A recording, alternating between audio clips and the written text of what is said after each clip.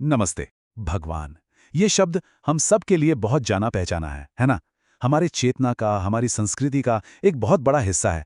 पर क्या हो अगर इस शब्द का असली मतलब वो हो ही नहीं जो हमें हजारों सालों से बताया गया है? आज हम एक ऐसी किताब के दानों को देखने वाले हैं जो इस पूरी अवधारणा को साइंस के नजरिए से देखती है। तो चलिए सीधे मुद्दे पर आते हैं। कर्मा नाइक की एक किताब है, भगवान प्रकृति ही सर्वोच्च है। और ये किताब यही एक बहुत बड़ा और बुनियादी सवाल उठाती है। देखिए, ये सिर्फ एक सवाल नहीं है, बल्कि हमारी जो पारंपरिक समझ है ना, उसको एक सीधी सीधी चुनौती है। इस किताब का जो सबसे बड़ा दावा है वो ये है कि भगवान कोई ऊपर बैठी हुई शक्ति या कोई देवता नहीं, बल्कि प्रकृति की 5 सबसे बेसिक शक्तियों के लिए बनाया गया एक साइंटिफिक एक्रोनिम है। मतलब BGVAN, भूमि, गगन, वायु, अग्नि और नीर से बना एक छोटा सा नाम। जरा एक पल के लिए सोचिए कि हमारी पूरी सोच, हमारा पूरा नजरिया एक ऐसे सॉफ्टवेयर से चल रहा हो जिसे आज से 3000 साल पहले लिखा गया था। इस किताब की प्रस्तावना इसी चौंकाने वाले दावे से शुरू होती है कि एक बहुत पुराना मानसिक सॉफ्टवेयर है जिसने हमसे एक बुनियादी सच छुपा रखा है। तो ये बदलाव हुआ कैसे? किताब के हिसाब से ये कोई अचानक नहीं हुआ। ये एक छोटे लेकिन बहुत शक्तिशाली ग्रुप, जिसे लेखक भक्षक सिंडिकेट कहते हैं, उसका एक सोचा समझा कदम था। समाज को कंट्रोल करने के लिए एक वैज्ञानिक सिद्धांत को पकड़कर उसे एक पर्सनल भगवान या देवता में बदल दिया गया। तो फिर सवाल ये उठता है कि इस साइंटिफिक कोड का मतलब आखिर है क्या? चलिए अब इस एक्रोनिम के हर अक्षर को तोड़कर देखते हैं और समझते हैं कि लेखक के 18 साल के लंबे रिसर्च से क्या निकल कर आया है। तो BGVAN ये कोई धार्मिक मंत्र नहीं है।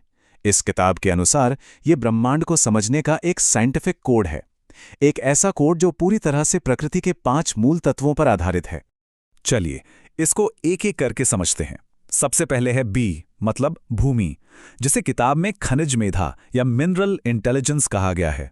फिर आता है G, गगन, यानी हमारा स्पेस, जिसे एक तरह का इन्फिनिट डेटा स्टोरेज माना गया है।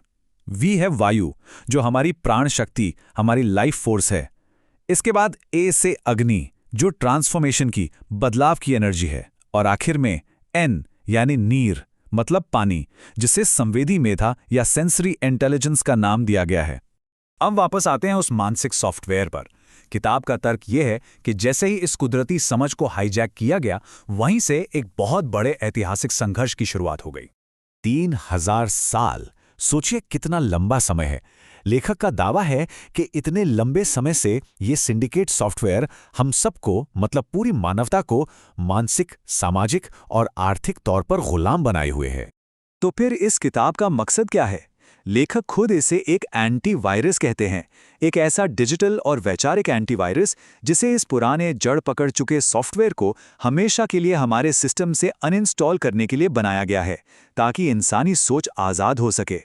इस सिंडिकेट के काम करने के तरीके को समझने के लिए लेखक समाज को 2 हिस्सों में बांटकर देखते हैं।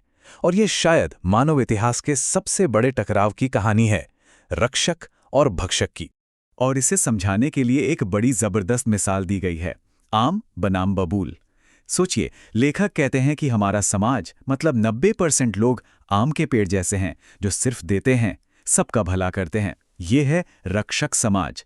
और बाकी के जो 10% हैं, वो हैं सिंडिकेट, बबूल के पेड़ की तरह, जिनका काम सिर्फ काटे देना और शोषण करना है। तो इस बिगड़े हुए बैलेंस का हल क्या है? इसके लिए लेखक एक बहुत ही क्रांतिकारी 10-90 अधिकार मॉडल का प्रस्ताव रखते हैं। ये मॉडल प्रकृति के अपने नियमों पर आधारित है और इसका सीधा सा लक्ष्य ये है कि जो रिसोर्सेज हैं, उन पर समाज के 90% रक्षक हिस्से का सही और न्यायपूर्ण अधिकार हो। अब बात करते हैं भविष्य की।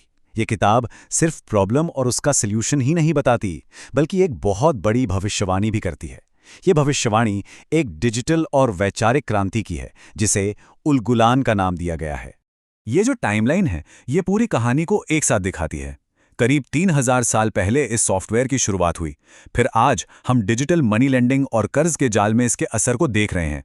और फिर 2026 में डिजिटल उलगुलान के साथ इसके खत्म होने का अनुमान लगाया गया है। पर सवाल यह है कि ये बदलाव आखिर आएगा कैसे? तो जवाब है, कल्कि मेधा के जरिए।